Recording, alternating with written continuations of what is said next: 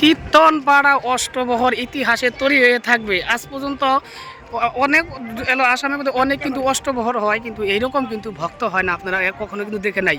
আজকে প্রথম আজকে জল তুলতে যাচ্ছে, আমরা গঙ্গা আনতে যাচ্ছি। তো নাই নাই করে দেখেন, এটা পিছনে 1 কিলোমিটার ভাগে পর্যন্ত কিন্তু এখানে মানে এত মানে ভক্ত 1 কিলোমিটার পর্যন্ত কিন্তু মানে এইভাবে কিন্তু লাইন ধরে সবাই আসতেছে। দেখেন এই যে আস্তে আস্তে এত ভক্ত দেখেন এই যে আজকে গঙ্গা গঙ্গা আনতে যাচ্ছি আমরা। এত ভক্ত প্রথম দিন গঙ্গা আনতে আপনারা কখনো হয়তো অন্য কোনো জায়গায় দেখেন নাই। তো এখানেই আমাদের কীর্তনপাড়াতে তো দেখা পাতে দেখে পিছন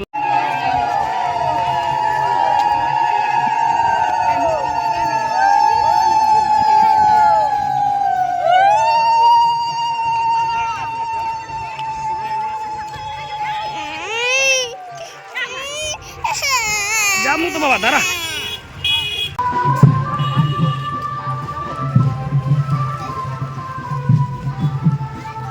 হাই হাই হাই হাই কি করে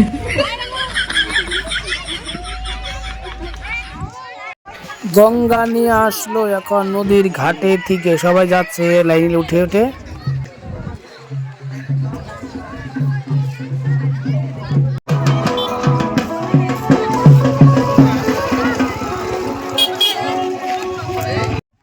আজকে কিন্তু ভূমি একাদশী। তো এই ভূমি একাদশী কে কে পালন করতেছেন একটু কমেন্ট করে জানাবেন। আর এই ভূমি একাদশী কিন্তু বছরে একবার আসে, যে এই একাদশীতে রাখতে পারে পাপ পুণ্য সবকিছু কিন্তু কেটে যায়।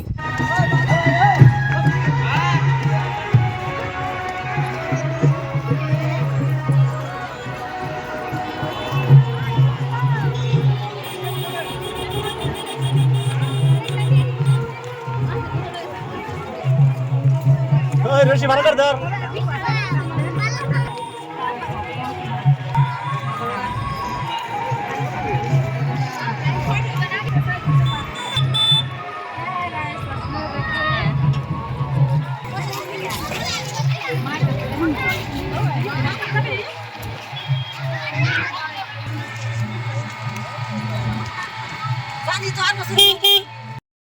আমরা এখন আইছি গঙ্গার ধারে। তো এখানে কিন্তু গঙ্গা নিতাছে, দেখেন এই যে আগে গঙ্গাকে পূজা দেওয়া হয়, তো পূজা দেওয়ার পরে তারপরে কিন্তু গঙ্গা নেয়।